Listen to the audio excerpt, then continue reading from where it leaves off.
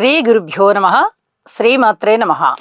మా భక్తి టీవీని ప్రోత్సహిస్తున్నటువంటి మా ప్రేక్షకులందరికీ ధన్యవాదాలు తెలియజేస్తూ 7వ తేదీ సెప్టెంబర్ 2025 నుంచి 13వ తేదీ సెప్టెంబర్ 2025 వరకు గల కాలానికి గ్రహస్థితులు ఏ విధంగా ఉన్నాయి, అలాగే రాశి ఫలితాలు ఏ విధంగా ఉన్నాయో తెలుసుకుందాం. మిథున రాశిలో గురుగారు, కర్కాటక రాశిలో శుక్రుడు, అలాగే రవి బుధ కేతువులు సింహరాశిలో, కుజుడు కన్యా రాశిలో, చంద్ర రాహువులు ఇద్దరు కుంభరాశిలో, శనిగారి యొక్క స్థితి వక్రించి మీనరాశిలో ఉంటూ ఉండగా వారాంతానికి వచ్చేటప్పటికి చంద్రుని యొక్క స్థితి మాత్రమే ఉచ్ఛలోకి వచ్చి ఉన్నది. మిగతా గ్రహాలన్నీ కూడా వార ప్రారంభంలో ఏ రాశిలో సంచరిస్తున్నాయో అదే రాశిలో సంచరిస్తూ ఉన్నాయి. ఇంకా వాటి పరిమిత కాలం దాటలేదు కాబట్టి ఆ రాశులలోనే ఆ గ్రహాలు సంచరిస్తూ ఉండడం జరుగుతుంది. అయితే ఈ వారం మనం ముఖ్యంగా చెప్పుకోదగ్గది ఏంటి అంటే చంద్రగ్రహణం.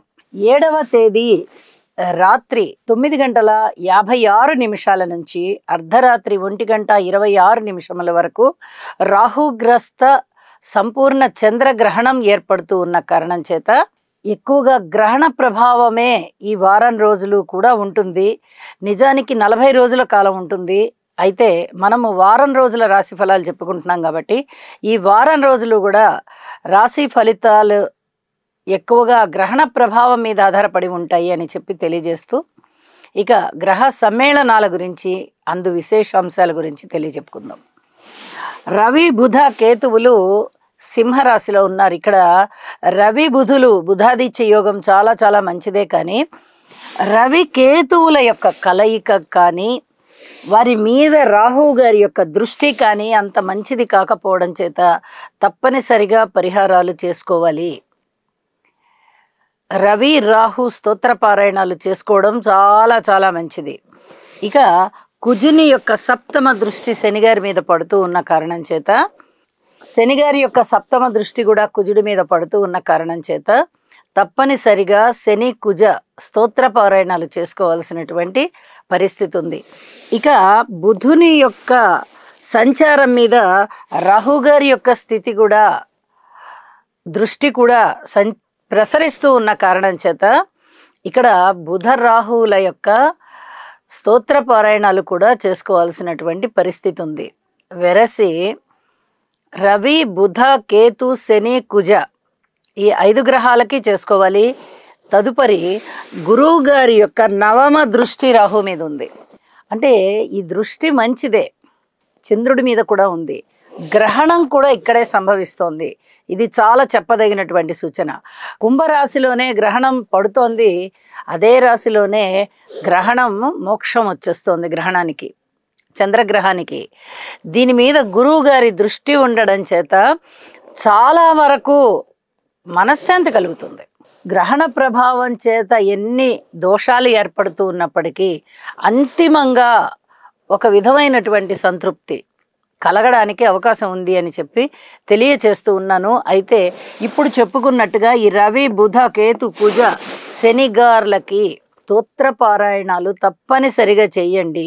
చంద్రగ్రహణానికి సంబంధించి వెండి చంద్రబింబం కానీ, రాగి చంద్రబింబం కానీ, ఇత్తడి చంద్రబింబం కానీ, అలాగే నాగపడిగ ఇత్తడి, రాగి, కంచు, వెండి ఈ లోహాలతో తయారు చేయబడినవి కానీ తప్పనిసరిగా దానం ఇవ్వండి. ఈ స్తోత్ర పారాయణాలన్నీ చేసుకోండి. చంద్రరాహు స్తోత్రాలు కూడా మరీ తెలియచెప్తూ ఉన్నాను, తప్పనిసరిగా చేసుకోండి అని చెప్పి తెలియచేస్తూ ఉన్నాను. ఇక రాశుల్లోకి వెళ్దాం. తులారాశి వారికి చాలా కాలం నుంచి అద్భుతమైన ఫలితాలు కనిపిస్తూ ఉన్నాయి. ఇక్కడ 6వ స్థానంలో శనిగారు బాగున్నారు, 9వ స్థానంలో గురువుగారు బాగున్నారు, 10వ స్థానంలో శుక్రాచార్యుల వారు బాగున్నారు, ఏకాదశంలో రవి బుధ కేతువులు బాగున్నారు. వెరసి ఇన్ని గ్రహాలు బాగుంటున్నాయి అంటే వీళ్ళు ఒక మంచి ఉన్నత స్థితికి వెళ్తారు.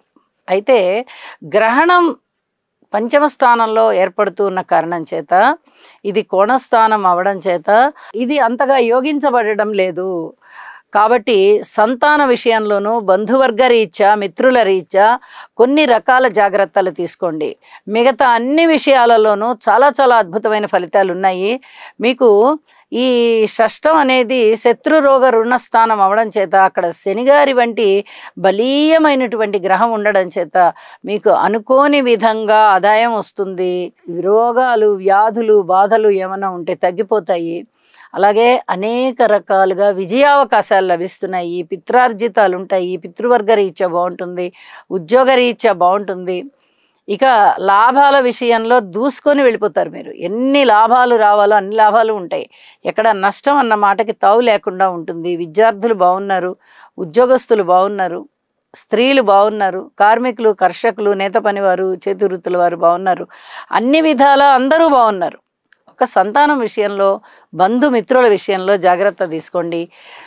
గ్రహణానికి సంబంధించిన పరిహారాలు ఏవి చెప్పి ఉన్నానో వాటిని పాటించడానికి ప్రయత్నం చేయండి. మరింత మనశ్శాంతితో ఉంటారు.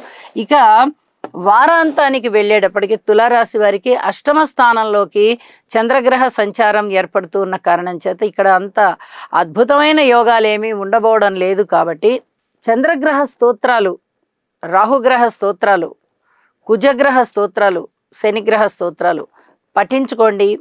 వీలైనంత వరకు కోర్టు కేసులైనా, పెద్ద మనుషుల పంచాయతీలైనా వాయిదా వేయడానికి ప్రయత్నం చేయండి. అన్ని విధాలా మీకు బాగుంటుంది. లలిత సహస్రనామ స్తోత్ర పారాయణ మటుకు విడవకుండా చేయండి.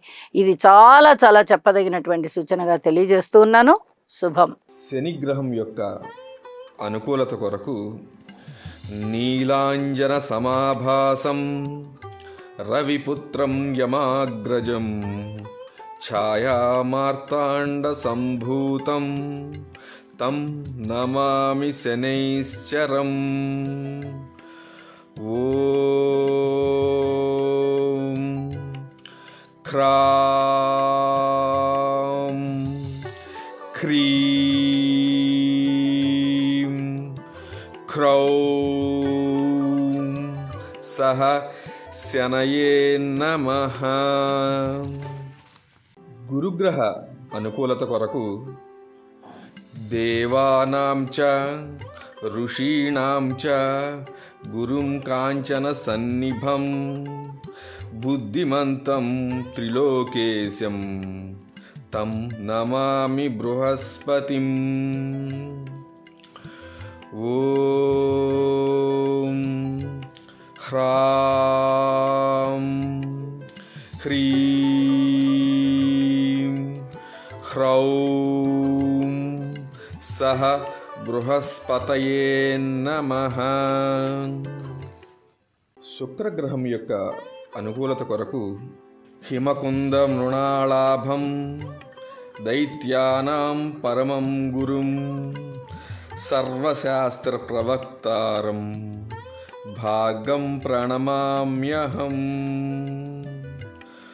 ఓం ద్రాం ద్రీం ద్రౌం సహ శుక్రాయ నమః.